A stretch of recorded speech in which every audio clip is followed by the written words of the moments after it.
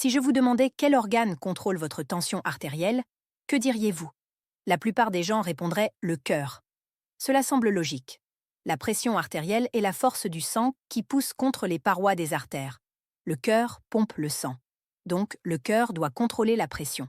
Votre médecin parle de la santé cardiaque en discutant de la pression artérielle. Les cardiologues traitent l'hypertension. Des régimes alimentaires bons pour le cœur sont recommandés. Tout pointe vers le cœur. Mais voici quelque chose qui pourrait vous surprendre totalement. Votre cœur a relativement peu à voir avec votre contrôle de la pression artérielle à long terme. Le cœur réagit aux demandes de pression, mais il ne les fixe pas. Les organes qui déterminent réellement votre pression artérielle, les organes qui décident si votre pression sera 120 GT sur 80 ou 160 sur 95, sont tranquillement situés dans votre milieu du dos, filtrant votre sang 24 heures sur 24. Vos reins, ces deux organes de la taille d'un poing, contrôlent votre pression artérielle plus puissamment que votre cœur ne pourrait jamais le faire. Ils décident combien de fluide reste dans votre circulation sanguine. Ils régulent les hormones qui contractent ou relâchent vos vaisseaux sanguins. Ils déterminent combien de sodium votre corps retient ou libère. Chaque jour, vos reins filtrent environ 180 litres de sang. Ils effectuent des milliers de petits ajustements pour équilibrer les fluides et les niveaux hormonaux. Et à travers ces ajustements, ils établissent votre pression artérielle. Lorsque vos reins sont en bonne santé et fonctionnent correctement, ils maintiennent un contrôle magnifique de la pression artérielle. Quand ils ont du mal, la pression artérielle augmente. Lorsqu'ils échouent, il devient presque impossible de contrôler la pression artérielle. C'est pourquoi tant de gens se retrouvent à prendre 3, 4, 5 médicaments pour la pression artérielle et ne peuvent toujours pas faire baisser leurs chiffres. Ils traitent le mauvais organe. Ils se concentrent sur le cœur alors que le problème se trouve dans les reins. À la fin de cette vidéo, vous allez comprendre exactement comment vos reins contrôlent votre pression artérielle. Vous allez apprendre pourquoi la fonction rénale décline avec l'âge et ce que cela signifie pour votre santé cardiovasculaire. Vous allez découvrir les signes d'alerte que vos reins peuvent être en difficulté. Et surtout, vous allez apprendre comment protéger votre fonction rénale pour obtenir un meilleur contrôle de la pression artérielle. Cette information pourrait tout changer dans votre approche de la gestion de votre pression artérielle. Laissez-moi vous parler d'un homme dont l'histoire illustre parfaitement cela. Il avait 71 ans. Il prenait des médicaments pour la pression artérielle depuis 15 ans. Il avait commencé avec un comprimé. Maintenant, il en prenait 4. Sa pression était encore en moyenne autour de 152 sur 94, malgré la prise de tous les 4 médicaments exactement comme prescrit. Son médecin ajustait constamment les doses, changeait les médicaments, en ajoutait de nouveaux. Rien ne fonctionnait suffisamment bien. L'accent était toujours mis sur son cœur et ses vaisseaux sanguins. Des bêta-bloquants pour ralentir son cœur. Des bloqueurs des canaux calciques pour détendre ses artères. Des inhibiteurs de l'ECA pour bloquer les hormones augmentant la pression. Des diurétiques pour réduire le volume de fluide. Mais personne n'avait examiné attentivement ses reins. Lorsque j'ai passé en revue son dossier, j'ai remarqué quelque chose que ses autres médecins avaient apparemment négligé. Sa fonction rénale avait progressivement décliné pendant des ANS. Son taux de créatinine, une mesure de la fonction rénale, avait lentement augmenté de UN.0 à 1.4 au cours de la dernière décennie. Son taux de filtration rénale estimé avait chuté de 85 à 52. Ces chiffres racontaient une histoire importante. Ses reins étaient en difficulté. Ils ne filtraient pas le sang aussi efficacement qu'ils le devraient. Et à mesure que la fonction rénale déclinait, le contrôle de la pression artérielle devenait de plus en plus difficile. Ce n'était pas une coïncidence. C'était causal. Sa fonction rénale dégradante était à l'origine de son hypertension résistante. Tous ces médicaments essayaient de baisser la pression par divers mécanismes. Mais ses reins travaillaient contre chacun d'eux, retenant du sodium lorsque le diurétique essayait de le libérer, activant des systèmes hormonaux qui augmentèrent la pression, retenant le fluide que les médicaments essayèrent d'éliminer. Il ne manquait pas à ces médicaments. Ses reins les submergeaient. Lorsque nous avons abordé directement sa fonction rénale, les choses ont commencé à changer. Nous avons modifié son régime alimentaire pour réduire le stress rénal. Nous avons ajusté ses médicaments avec ceux qui étaient plus protecteurs pour les reins. Nous avons éliminé des médicaments qui nuisaient réellement à ses reins sans que personne ne s'en rende compte. 6 mois plus tard, Sa pression artérielle était en moyenne de 34/4/22, un meilleur contrôle avec moins de médicaments. Non pas parce que nous avons trouvé un meilleur médicament pour le cœur, mais parce que nous avons enfin abordé les organes qui contrôlaient réellement sa pression. Maintenant, laissez-moi vous expliquer exactement comment vos reins contrôlent la pression artérielle. Voici la physiologie que votre médecin n'a probablement jamais expliquée. La pression artérielle concerne fondamentalement deux choses. Combien de sang se trouve dans vos vaisseaux sanguins et à quel point ces vaisseaux sont serrés. Pensez à un tuyau d'arrosage. La pression de l'eau qui en sort dépend de la quantité d'eau qui circule dans le tuyau et de l'étroitesse de l'ouverture du tuyau. Serrez l'extrémité du tuyau plus fort, la pression augmente. Ouvrez le robinet pour augmenter le débit, la pression monte. Votre système cardiovasculaire fonctionne de la même manière. Plus de volume sanguin signifie une pression plus élevée. Des vaisseaux sanguins plus serrés signifient une pression plus élevée. Vos reins contrôlent ces deux facteurs. D'abord, vos reins contrôlent le volume sanguin en régulant la quantité de sodium et d'eau que votre corps retient par rapport à la quantité qu'il excrète. Chaque jour, vos reins filtrent l'intégralité de votre volume sanguin des dizaines de fois. Ils éliminent les déchets et l'excès de fluide, créant de l'urine. Ils réabsorbent l'eau et les substances essentielles dans la circulation sanguine. La quantité de fluide qu'ils conservent par rapport à la quantité qu'ils éliminent détermine directement votre volume sanguin. Lorsque vos reins retiennent plus de sodium, l'eau suit le sodium par osmose. Votre volume sanguin augmente. Plus de fluide dans le même espace signifie une pression plus élevée. Lorsque vos reins libèrent du sodium, l'eau l'accompagne. Le volume sanguin diminue. La pression chute. C'est pourquoi le sel affecte si dramatiquement la pression sanguine pour de nombreuses personnes. Lorsque vous consommez du sodium, vos reins doivent décider quoi en faire. S'ils le retiennent, votre volume sanguin augmente et la pression monte. S'ils l'excrètent, la pression reste stable. Des reins en bonne santé chez les jeunes sont remarquablement efficaces pour excréter l'excès de sodium. Vous pouvez manger un repas salé et vos reins élimineront le sodium supplémentaire en quelques heures, maintenant ainsi votre pression sanguine stable. Mais à mesure que les reins vieillissent et deviennent moins efficaces, ils retiennent le sodium plus facilement. Le même repas salé entraîne une plus grande rétention de fluide, une plus grande expansion du volume sanguin et une élévation de la pression sanguine. C'est une des raisons pour lesquelles la pression sanguine a tendance à augmenter avec l'âge. Ce n'est pas principalement une question de changement cardiaque, c'est une question de reins devenant moins efficaces dans la gestion du sodium. Deuxièmement, vos reins contrôlent la tension des vaisseaux sanguins grâce à un puissant système hormonal appelé le système rénine-angiotensine-aldostérone, ou RAAS. Ce système est complexe, mais le comprendre est crucial pour saisir votre pression sanguine. Voici comment cela fonctionne. Vos reins contiennent des cellules spécialisées qui détectent le flux sanguin et la pression dans les vaisseaux sanguins des reins. Lorsque ces cellules détectent une réduction du flux sanguin ou une pression plus basse, elles interprètent cela comme un signe que le volume sanguin pourrait être trop bas ou que la pression sanguine pourrait chuter. En réponse, elles libèrent une enzyme appelée rénine dans la circulation sanguine. La rénine déclenche une cascade d'événements. Elle convertit une protéine produite par votre foie en une hormone appelée angiotensine 1.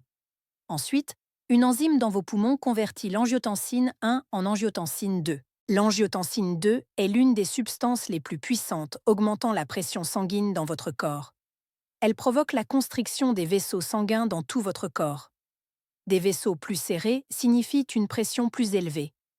Elle stimule vos glandes surrénales à libérer de l'aldostérone, une hormone qui dit à vos reins de retenir le sodium et l'eau. Plus de fluide signifie une pression plus élevée.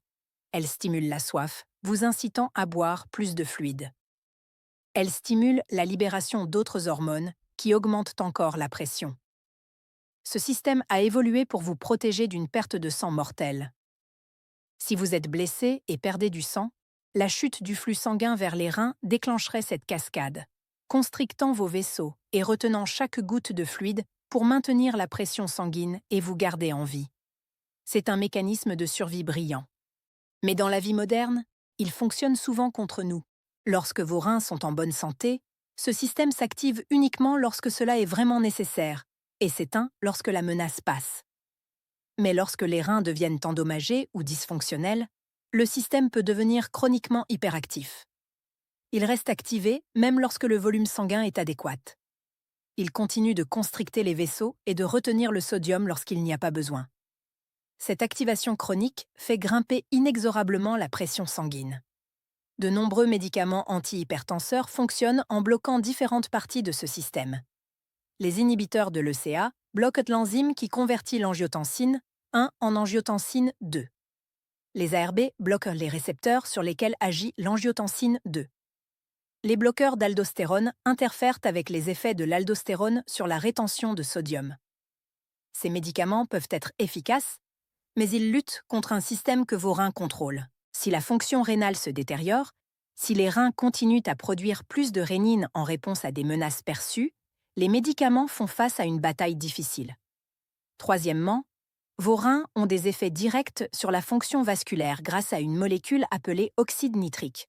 Des reins en bonne santé aident à maintenir la production d'oxyde nitrique, qui détend les vaisseaux sanguins et les garde flexibles.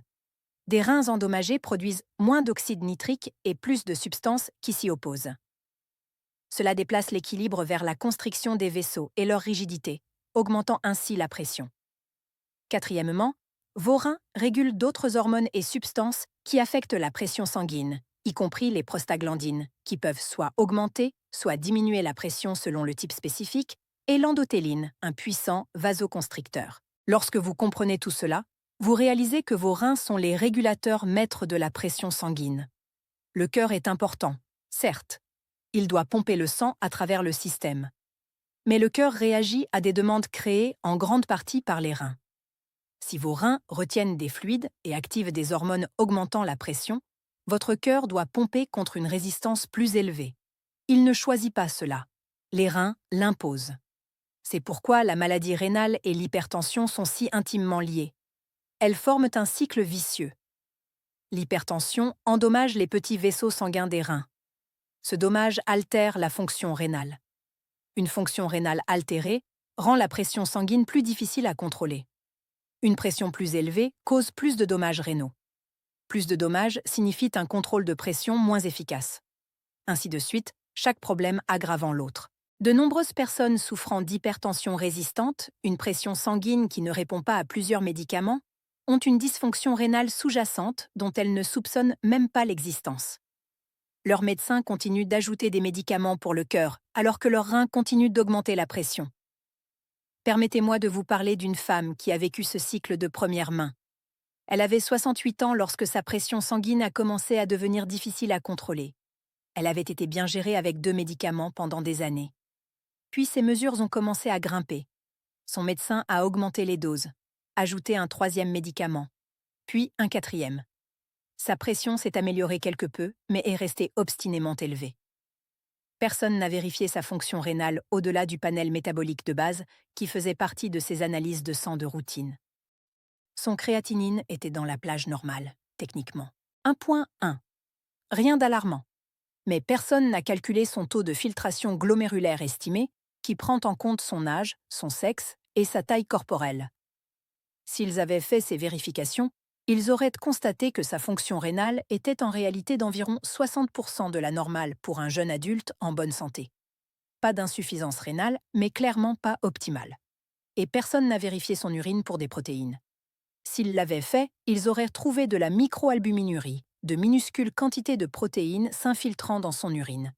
C'est l'un des premiers signes de dommages rénaux et un puissant prédicteur à la fois de la détérioration de la fonction rénale et des événements cardiovasculaires.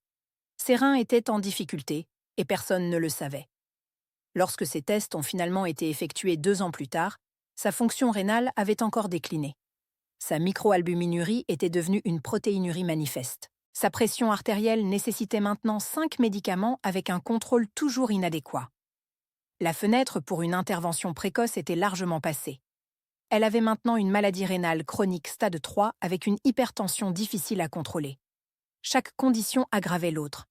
Si sa fonction rénale avait été surveillée plus attentivement dès le début, si les signes d'alerte avaient été détectés, son parcours aurait pu être très différent.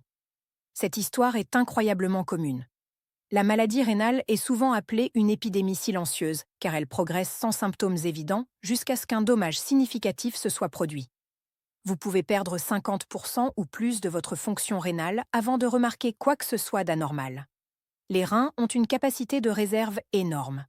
Ils compensent les dommages en travaillant plus dur avec le tissu sain qui leur reste. Au moment où les symptômes apparaissent, au moment où les analyses de sang montrent des anomalies évidentes, des dommages irréversibles substantiels se sont généralement déjà produits. C'est pourquoi une surveillance proactive est si importante, surtout pour quiconque souffrant d'hypertension. Maintenant, laissez-moi vous expliquer ce qui arrive à la fonction rénale avec l'âge, car cela est directement pertinent pour le contrôle de la pression artérielle chez les personnes âgées. Même chez des personnes parfaitement saines qui ne développent jamais de maladie rénale, la fonction rénale décline naturellement avec l'âge. À la naissance, vos reins contiennent environ 1 million de néphrons chacun. Les néphrons sont les unités de filtration microscopiques qui effectuent le travail réel de purification de votre sang. Vous naissez avec tous les néphrons que vous aurez jamais. Votre corps ne produit pas de nouveaux néphrons. En vieillissant, les néphrons meurent progressivement. À l'âge de 70 ans, vous avez peut-être perdu 30 à 40% de vos néphrons d'origine. À l'âge de 80 ans ou plus, la perte peut atteindre 50% ou plus. Cela fait partie du vieillissement normal. Ce n'est pas une maladie. Mais cela a des conséquences sur la régulation de la pression artérielle. Avec moins de néphrons, les néphrons restants doivent travailler plus dur. Ils filtrent plus de sang par néphron. Cela peut être soutenu, mais cela réduit la capacité de réserve des reins. Ils deviennent moins capables de gérer des demandes supplémentaires comme une forte consommation de sodium ou une déshydratation. Le rein âgé devient également moins efficace pour excréter le sodium. Il a tendance à retenir plus de sodium à partir de tout niveau d'apport donné. Cela favorise la rétention de liquide et une pression artérielle plus élevée. Le rein vieillissant est également plus susceptible d'activer de manière inappropriée le système rénine-angiotensine-aldostérone. Les capteurs deviennent moins précis avec l'âge. Le système tend vers une surexploitation. Le rein âgé produit moins d'oxyde nitrique et plus de vasoconstricteurs. L'équilibre se déplace vers un tonus vasculaire plus élevé. Tous ces changements contribuent à l'augmentation quasi universelle de la pression artérielle qui se produit avec l'âge. Ce n'est pas seulement que les artères se rigidifient, bien qu'elles le fassent, c'est que les reins deviennent moins efficaces dans les fonctions régulatrices qui maintiennent une pression artérielle saine. C'est pourquoi le contrôle de la pression artérielle devient plus difficile en vieillissant. C'est pourquoi les médicaments qui fonctionnaient bien à 50 ans peuvent rencontrer des difficultés à 70 ans. La physiologie sous-jacente a changé. Laissez-moi vous donner les signes d'alerte que vos reins pourraient contribuer à vos problèmes de pression artérielle. Certains d'entre eux sont des symptômes que vous pourriez remarquer. D'autres sont des résultats de laboratoire dont vous devriez parler à votre médecin. Un gonflement dans vos jambes, chevilles ou pieds est un signe classique de rétention de fluide lié aux reins. Quand vos reins ne parviennent pas à éliminer correctement les fluides, ceux-ci s'accumulent dans votre corps. La gravité les tire vers vos points les plus bas. Donc cela se manifeste souvent d'abord par un gonflement des chevilles. Si vous avez remarqué que vos chevilles deviennent enflées, surtout si le gonflement est pire à la fin de la journée et s'améliore le matin, vos reins pourraient retenir des fluides. Une miction fréquente, surtout la nuit, peut indiquer des problèmes rénaux.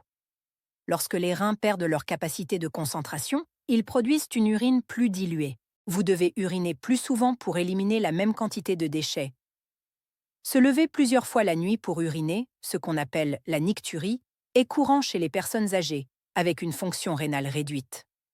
Pendant la journée, lorsque vous êtes debout, les fluides s'accumulent dans vos jambes.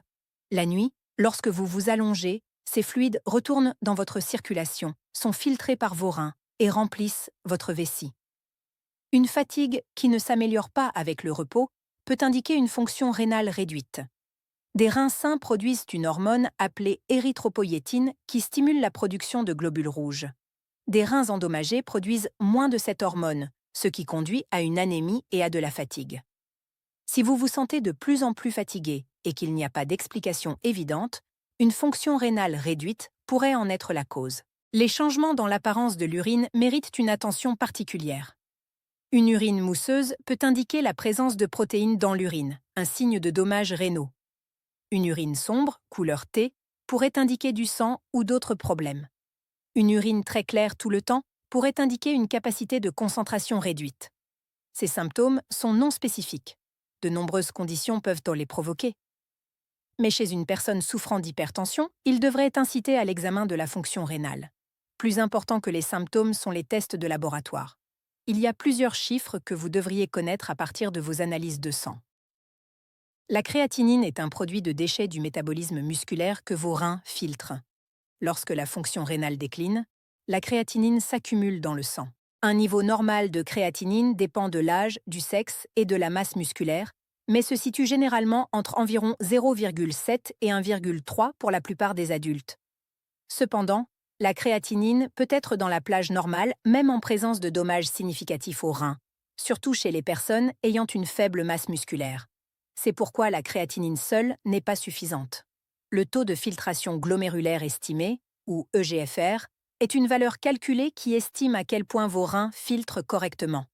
Il utilise votre niveau de créatinine ainsi que votre âge, sexe et origine ethnique pour fournir une image plus précise de la fonction rénale.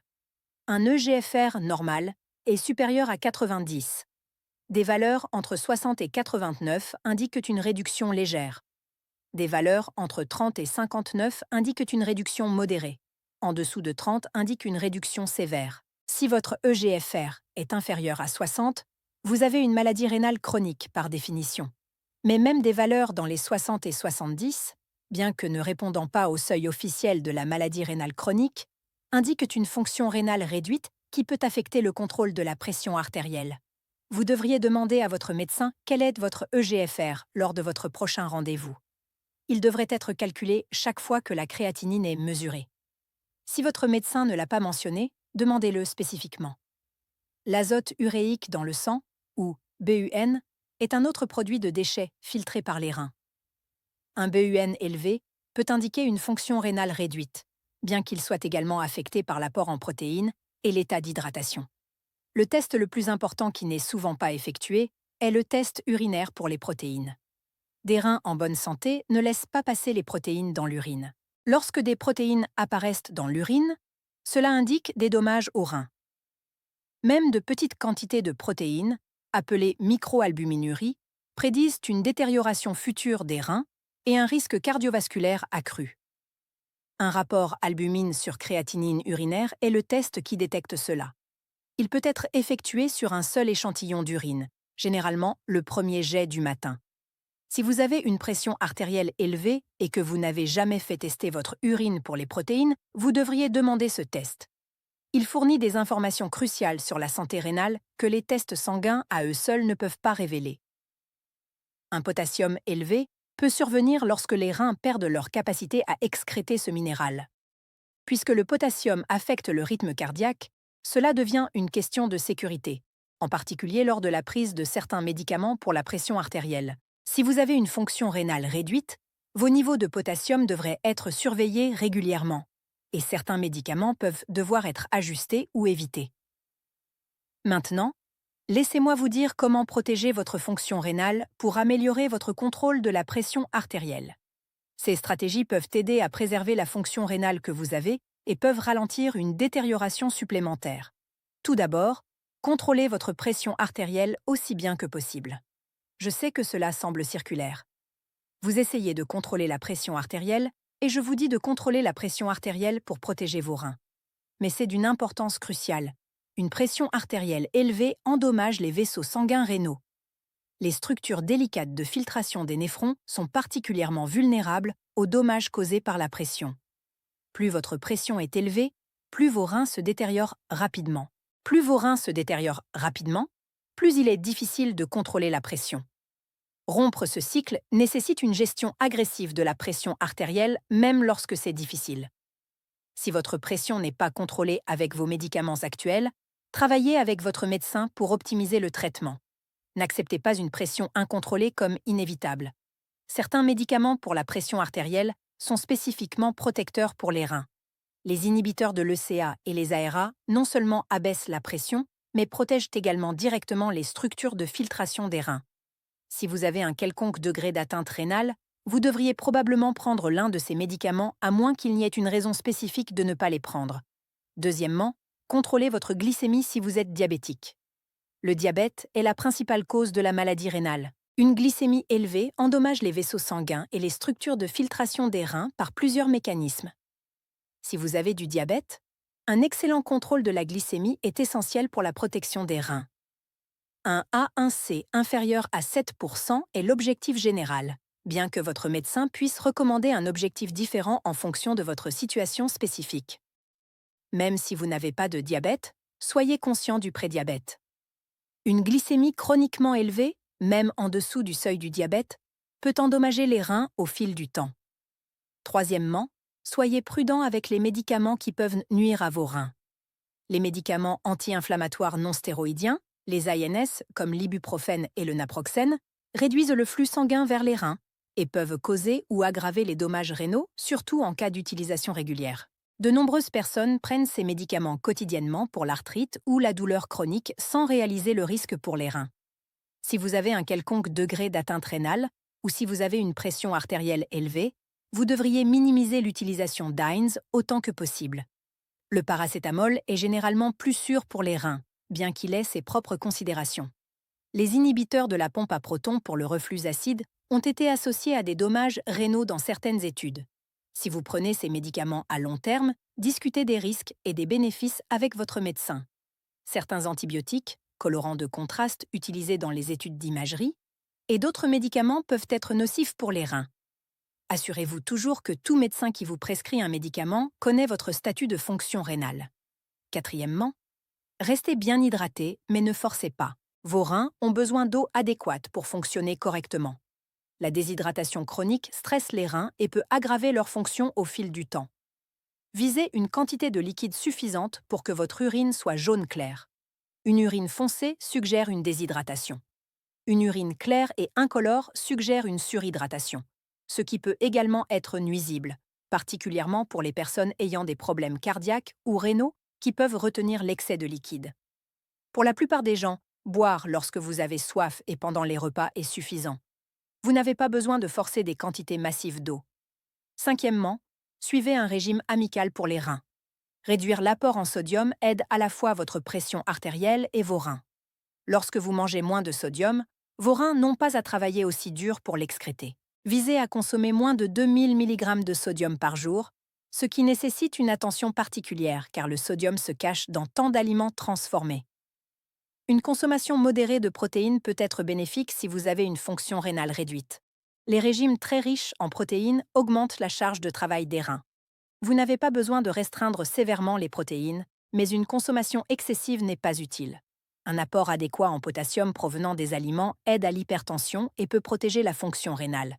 Bien que si vous avez une fonction rénale significativement réduite, vous pourriez avoir besoin de limiter le potassium. Discutez-en avec votre médecin. Évitez les excès de phosphore, que l'on trouve dans les aliments transformés, les colas et certains produits laitiers. Un taux élevé de phosphore peut accélérer les dommages rénaux. Sixièmement, maintenez un poids santé. L'obésité est associée aux maladies rénales par plusieurs mécanismes. Le poids excessif augmente la pression artérielle. Il favorise le diabète. Il endommage directement les structures rénales. Perdre même des quantités modestes de poids, si vous êtes en surpoids, peut améliorer à la fois la pression artérielle et la fonction rénale. Septièmement, ne fumez pas. Fumer endommage les vaisseaux sanguins dans tout votre corps, y compris ceux de vos reins. Les fumeurs présentent des taux de déclin de la fonction rénale significativement plus élevés par rapport aux non-fumeurs. Si vous fumez, arrêter est l'une des choses les plus importantes que vous puissiez faire pour la santé de vos reins et votre pression artérielle. Huitièmement, limitez l'alcool. Une consommation excessive d'alcool est associée à l'hypertension et aux maladies rénales. Une consommation modérée est probablement acceptable pour la plupart des gens, mais une forte consommation nuit aux reins avec le temps. Neuvièmement, faites un suivi régulier. Si vous avez une hypertension, votre fonction rénale devrait être vérifiée au moins une fois par an avec la créatinine, le calcul EGFR et les tests de protéines urinaires. Si vous avez des signes de réduction de la fonction rénale, le suivi devrait être plus fréquent et vous pourriez bénéficier de la consultation d'un néphrologue, un spécialiste des reins. La détection précoce des problèmes rénaux permet une intervention rapide. Plus la maladie rénale est détectée tôt, plus il est possible de ralentir sa progression. Permettez-moi de vous parler d'un homme qui a pris la protection de ses reins au sérieux et de ce que cela a signifié pour sa pression artérielle. Il avait 63 ans lorsqu'il a été diagnostiqué avec une hypertension. Son évaluation initiale a montré une fonction rénale légèrement réduite. Son EGFR était de 72. Ses urines montraient des traces de protéines. Son médecin a expliqué clairement la connexion entre les reins et la pression artérielle. Elle lui a dit que protéger ses reins serait essentiel pour le contrôle à long terme de sa pression artérielle. Il a pris cela au sérieux. Il a commencé un inhibiteur de l'ECA comme premier médicament pour la pression artérielle, choisi spécifiquement pour ses propriétés protectrices des reins. Il a complètement révisé son alimentation. Il a considérablement réduit son apport en sodium, apprenant à cuisiner des aliments frais au lieu de se fier à des repas transformés. Il a diminué sa consommation de viande rouge et augmenté les aliments d'origine végétale. Il prenait régulièrement de l'ibuprofène pour des douleurs aux genoux. Il a arrêté et a choisi de l'acétaminophène avec une thérapie physique pour son genou. Il a perdu 20 livres en 6 mois grâce à son régime alimentaire et à une marche accrue. Il consultait régulièrement son médecin. Sa fonction rénale était surveillée tous les 4 mois. Après un an, sa pression artérielle était bien contrôlée avec un seul médicament. Son EGFR avait en fait légèrement augmenté à 76. Ses protéines urinaires s'étaient normalisées. Après 5 ans, sa pression artérielle restait contrôlée avec ce même médicament unique. Son EGFR s'était stabilisé dans les années 70. Il n'avait eu aucun événement cardiovasculaire. Son médecin lui a dit que sa trajectoire était remarquable. La plupart des personnes ayant son profil initial auraient eu besoin de médicaments supplémentaires à ce stade. Beaucoup auraient montré une nouvelle dégradation rénale. La différence était qu'il comprenait la connexion rénale et prenait des mesures complètes pour protéger ses organes vitaux. Son cœur était en bonne santé car ses reins étaient protégés. Sa pression artérielle était contrôlée car ses reins ne l'élevaient pas.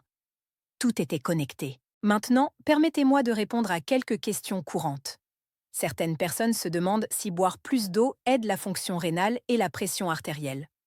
Une hydratation adéquate est importante, mais il n'y a aucune preuve que boire des quantités excessives d'eau améliore la fonction rénale ou aide la pression artérielle chez les personnes déjà bien hydratées.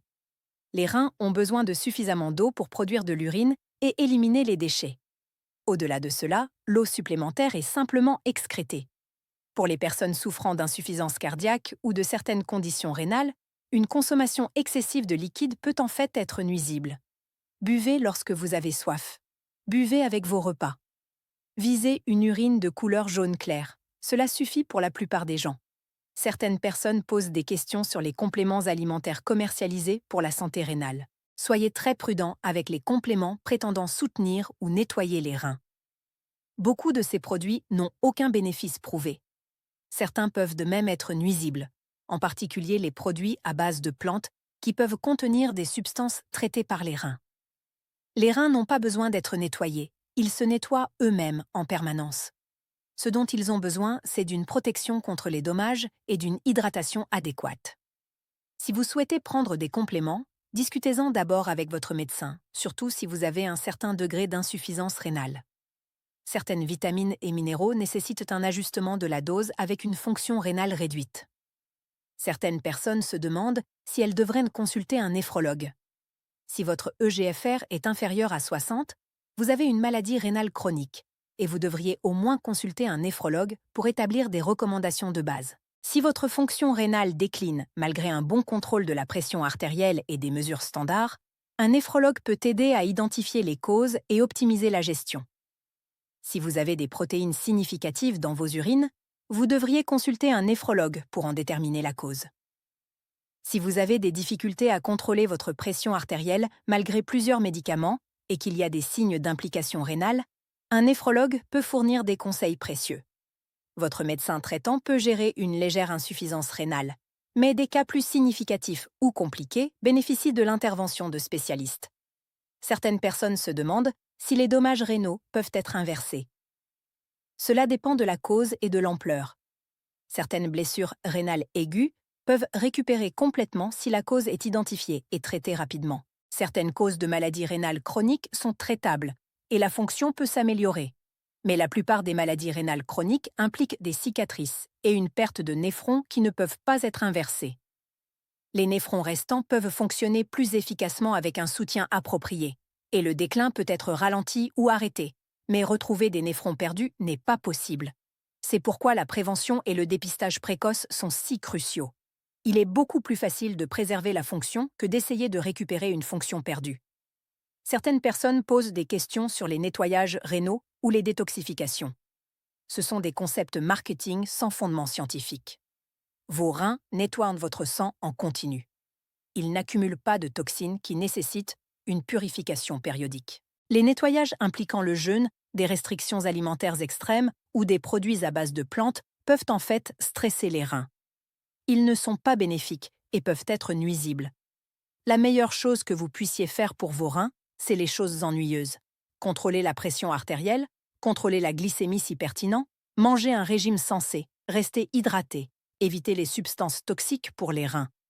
Permettez-moi de vous donner un plan d'action spécifique. Tout d'abord, découvrez votre état actuel de la fonction rénale. Lors de votre prochain rendez-vous chez le médecin, demandez spécifiquement votre niveau de créatinine, votre calcul EGFR et votre ratio d'albumine urinaire sur créatinine s'il n'a pas été vérifié. Notez ces chiffres. Suivez-les au fil du temps. Ils sont aussi importants que vos chiffres de pression artérielle. Deuxièmement, examinez vos médicaments. Prenez-vous des AINS régulièrement? Discutez des alternatives avec votre médecin. Prenez-vous d'autres médicaments qui pourraient affecter la fonction rénale? Assurez-vous que votre médecin connaît votre statut rénal lors de la prescription de quoi que ce soit. Troisièmement, évaluez votre régime alimentaire. Quelle quantité de sodium consommez-vous? La plupart des gens sous-estiment dramatiquement leur consommation. Lisez les étiquettes. Cuisinez plus d'aliments frais. Limitez les aliments transformés. Fixez un objectif de moins de 2000 mg par jour. Quatrièmement, si vous souffrez d'hypertension artérielle et de toute preuve d'insuffisance rénale, discutez des médicaments protecteurs des reins avec votre médecin. Les inhibiteurs de l'ECA et les ARA fournissent un contrôle de la pression artérielle ainsi qu'une protection rénale. À moins qu'il n'y ait une raison pour laquelle vous ne pouvez pas prendre ces médicaments, ils devraient probablement faire partie de votre traitement. Cinquièmement, faites un suivi régulier. Si votre fonction rénale est normale, un test annuel est raisonnable. S'il y a une insuffisance, des tests plus fréquents sont appropriés. Ne laissez pas les changements vous surprendre.